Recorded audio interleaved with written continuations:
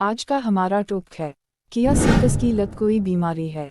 अमरीकी मुसन्निफ mark Twain से एक कहावत मंसूब की जाती है कि सिगरेट छोड़ना आसान है, मैंने 100 मरतबा सिगरेट छोड़ी है। मार्क ट्वेन बाद में फेफड़ों के कैंसर के बाइस चल बसे थे।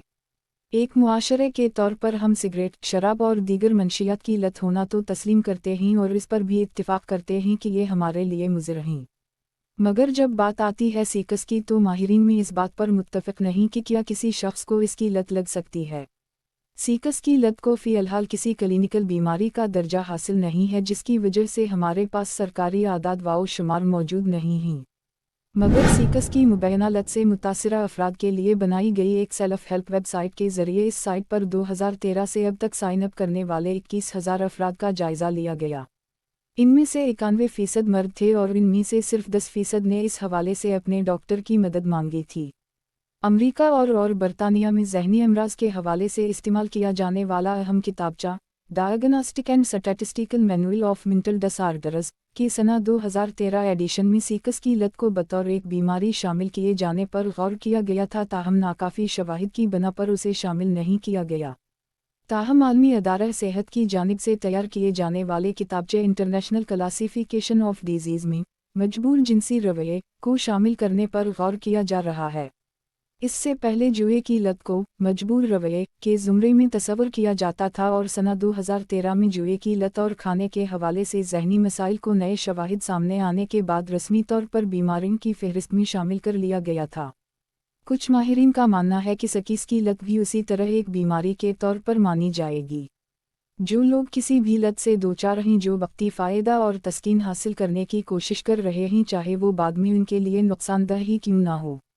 सना 2014 में की जाने वाली एक तहक़ीक़ से पता चला कि सीकस की लत से दोचार अफराद के ज़हन में पूरन फिल्में देखकर वही अमल होता है जो कि किसी नशा करने वाले को अपनी पसंदीदा मंशियात देखा कर होता है।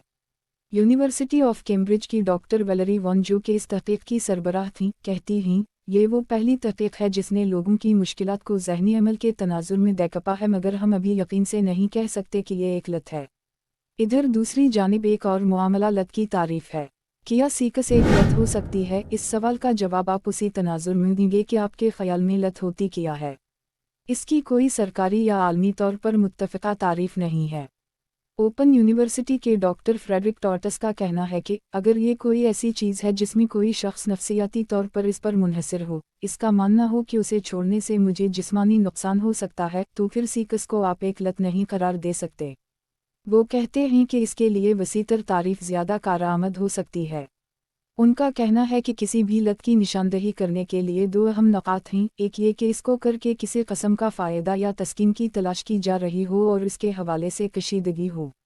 माहिरीन का कहना है कि तस्कीन की तलाश का अंसर किसी भी लत को ओसीडी से अलग करती है, ताहम दोनों में मुमासलत है। जो लोग किसी भी लत से दोचार हैं, जो वक्ती फ़ायदा और तस्कीन हासिल करने की कोशिश कर रहे हैं, चाहे वो बाद में उनके लिए नुकसानदह ही क्यों ना हो, मगर तस्कीन की तलाश को हम सब कर रहे हैं, तो फिर क्या चीज़ है जो एक लत को मुख्तलिफ बनाती है।